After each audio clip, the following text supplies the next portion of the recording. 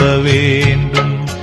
உன்மேல் காற்று போல தினம் நான் கூட வேண்டும். என் காற்றோடு சேர்ந்து இசைதான் பாட வேண்டும். சிறு பூவோடு பூவாக நான் வர வேண்டும். உந்தன் பூவான பொன் பாதம் நான் தொட வேண்டும்.